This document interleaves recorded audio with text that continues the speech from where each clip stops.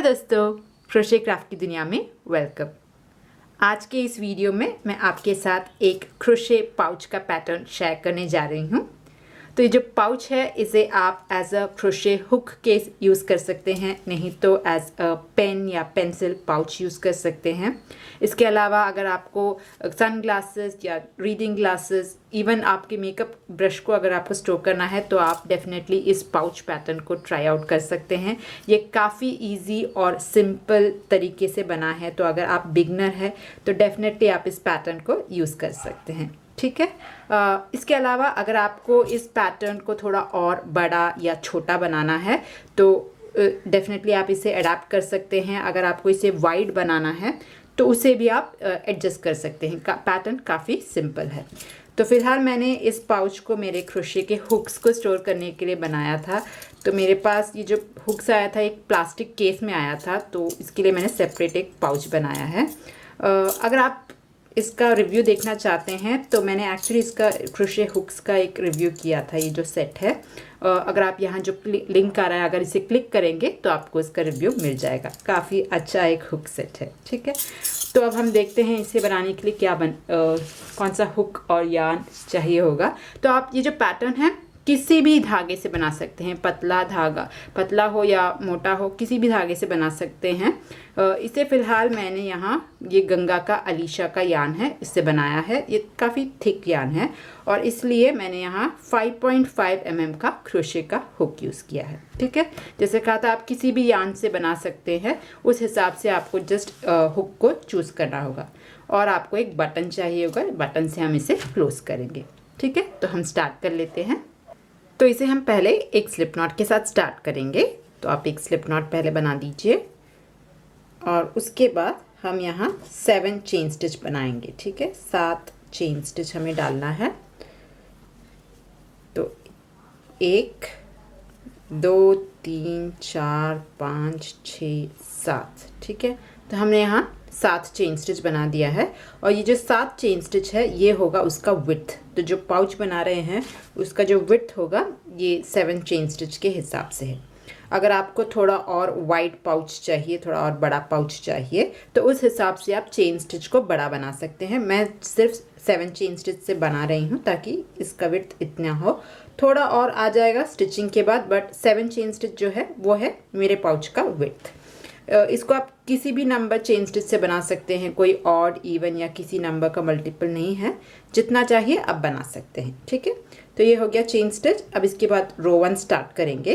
तो उसके लिए जो पहला जो स्टिच है उसको हम स्किप करेंगे और सेकेंड स्टिच में हम अपने हुक को डालेंगे। जैसे हम सिंगल क्रोशे करते हैं उस तरह से आपको डालना है। इस यार्न को इस तरह से खींच लेंगे।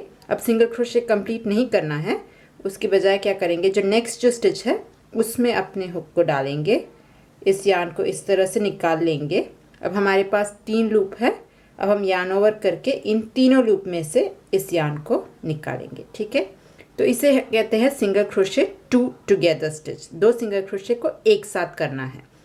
तो इस तरह से हम इसको पूरा कंप्लीट करेंगे। ठीक है। तो नेक्स्ट स्टिच करने के लिए पहला जो स्टिच डालेंगे वो जहाँ हमने फिनिश किया है, यहाँ हमने फिनिश किया है, इसी में हम अपने हुक को डालेंगे। ठीक है। नेक्स्ट स्टिच में नहीं डालेंगे। जहाँ फिनिश किया है सेम स्टिच में डाल के सिंगल क्रोशे की तरह आपको निकालना है। अब सिंगल क्रोशे कंप्लीट नहीं करना है, 2 स्टिच रहने दीजिए यहीं पर। जो नेक्स्ट स्टिच है उसमें हम अपने हुक को डालेंगे, धागे को इस तरह से निकालेंगे। अब हमारे पास 3 लूप है, इस तरह से हम इन तीनों लूप में से धागे को निकालेंगे। ये हो गया हमारा सिंगल क्रोशे 2 टुगेदर का दूसरा स्टिच। इस तरह से हम इसको पूरा रिपीट करेंगे। तो नेक्स्ट जो जाएगा वो उसी स्टिच में जाएगा जहां हमने इसे फिनिश किया था। तो यहाँ इस तरह से निकालेंगे। अब नेक्स्ट स्टिच में डालेंगे और धागे को इस तरह से ले लेंगे। अब धागे को 3 लूप में से एक साथ निकालेंगे। ये हो गया नेक्स्ट स्टिच। इस तरह से हम इसे पूरा रिपीट कर लेंगे। तो ये है नेक्स्ट स्टिच, यहाँ से ले लेंगे, यार्न ओवर करके इन तीनों लूप में से एक साथ ले लेंगे। देखिए अब हमारे पास सिर्फ एक स्टिच बचा है। तो ये जो स्टिच है यहाँ जो सेकंड लास्ट स्टिच है उसमें ले लीजिए, निकालिए। नेक्स्ट स्टिच में अपने हुक को डालिए, फिर से धागे को ले लेंगे। अब हमारे पास 3 लूप है, यार्न ओवर और तीनों लूप में से एक साथ निकालेंगे। तो ये हो गया एक रो। मगर हर एक रो जब आप फिनिश करेंगे तो जो लास्ट स्टिच होता है उसमें आप एक सिंगल क्रोशे, सिर्फ एक सिंगल क्रोशे से फिनिश करेंगे। देखिए इसके बाद कोई स्टिच नहीं है तो 2 सिंगल क्रोशे को एक साथ नहीं कर सकते। तो जो लास्ट स्टिच है इसमें हम एक सिंगल क्रोशे से इस रो को फिनिश करेंगे, नॉर्मल सिंगल क्रोशे। ठीक है, तो ये हो गया हमारा एक रो फिनिश। अब हम रो 2 स्टार्ट कर लेंगे। तो रो 2 स्टार्ट करने के लिए हम पहले तो एक चेन 1 बनाएंगे और अपने वर्क को टर्न करेंगे।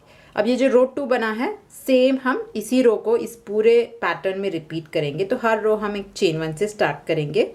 अब हम सिंगल क्रोशे 2 टुगेदर करेंगे। तो जो फर्स्ट स्टिच है उसमें डाल लीजिए हुक को, धागे को खींचेंगे। नेक्स्ट स्टिच में भी हुक को डालेंगे, धागे को इस तरह से ले लेंगे। अब हमारे पास 3 लूप है यार्न ओवर और तीनों लूप में से एक साथ निकालेंगे। तो ये हो गया हमारा सिंगल क्रोशे 2 टुगेदर का स्टिच। अब हम नेक्स्ट स्टिच डालेंगे। तो जो हुक डालना है पहले इसी स्टिच में डालना है जहां हमने फिनिश किया था। तो हुक को डाल लीजिए, धागे को निकालेंगे। नेक्स्ट स्टिच में हुक को डालेंगे, फिर से धागे को निकाल लेते हैं। ठीक है, अब हमारे पास 3 लूप है यार्न ओवर और तीनों लूप में से एक साथ करेंगे। तो इस तरह से जितना आपका वाइड चेन स्टिच है या पीस है उस हिसाब से आपको इसे सेम रिपीट करना है। ठीक है, ओके। तो ये ऑलमोस्ट एंड तक आ गए हैं। तो अगर आप देखेंगे ये हमारा लास्ट स्टिच, ये थोड़ा नीचे की तरफ होगा तो आपको यहाँ भी करना है। और ये हमारा सेकेंड लास्ट स्टिच है। तो यहाँ फिर से हम सिंगल क्रोशे 2 टुगेदर करेंगे। यहाँ डाल दिया, ये हमारा लास्ट स्टिच है, थोड़ा नीचे है, ट्विस्टेड है, मिस हो जाएगा मगर वहाँ भी आपको डालना है। और हम एक सिंगल क्रोशे 2 टुगेदर इस तरह से कर लेंगे। ठीक है, क्योंकि ये लास्ट स्टिच है हमें एक नॉर्मल सिंगल क्रोशे भी करना है। तो लास्ट स्टिच में आप एक नॉर्मल सिंगल क्रोशे इस तरह से कर लीजिए। तो ये हो गया हमारा रो 2 फिनिश। अब हम इस पूरे जो पैटर्न है उसमें हम रो 2 को ही रिपीट करेंगे। मैं एक और बार दिखा देती हूँ। तो जब भी आप यहाँ से अभी स्टार्ट करेंगे, रो स्टार्ट करेंगे, चेन 1 से स्टार्ट कर लीजिए, अपने वर्क को टर्न कर लीजिए और इसके बाद हम सिंगल क्रोशे 2 टुगेदर का स्टिचेस बनाएंगे। तो पहले स्टिच में सिंगल क्रोशे 2 टुगेदर स्टिच कर लीजिए इस तरह से। अब नेक्स्ट स्टिच डालिए। तो जहाँ फिनिश किया था वहीं हमें स्टार्ट करना है इस तरह से। नेक्स्ट स्टिच में हुक को डाल दीजिए, धागे को खींचेंगे। 3 लूप हैं, तीनों लूप में से एक साथ आपको निकालना है। तो इस तरह से आप इस रो को भी पूरा एंड तक सिंगल क्रोशे 2 टुगेदर से कर सकते हैं। जस्ट आपको यही ध्यान रखना है कि लास्ट जब स्टिच आता है वहाँ आपको एक एक्स्ट्रा एक सिंगल क्रोशे डालना है। ठीक है, तो ये मेरा लास्ट स्टिच है, यहाँ भी मैं सिंगल क्रोशे 2 टुगेदर इस तरह से करूँगी। और रो को फिनिश करने के लिए मैं एक नॉर्मल सिंगल क्रोशे करूँगी। तो हमेशा आपको एक सिंगल क्रोशे से इसे फिनिश करना है। तो इस तरह से आप इस पैटर्न को रिपीट कर लीजिए। हमेशा चेन 1 से स्टार्ट करना है और एंडिंग आपको एक सिंगल क्रोशे से बनाना है। तो इस तरह से मैं थोड़े और रोज बनाऊंगी। एक लंबा सा पहले एक स्ट्रिप बनाती हूँ और फिर नेक्स्ट स्टेप दिखाती हूँ।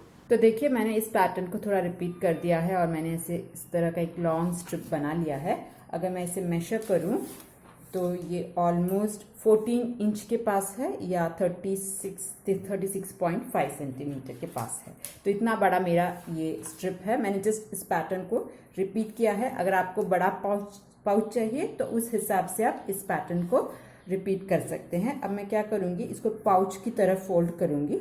तो मैं मेरे हुक को इस तरह से रखूँगी और ये जो है इसको हम फ्लैप की तरह इस तरह से फोल्ड करेंगे। तो इस तरह से मेरा पाउच बन जाएगा। तो उस हिसाब से आपको लेंथ को एडजस्ट करना है। ठीक है, तो ये मेरा इतना बड़ा एक स्ट्रिप रेडी हो गया है।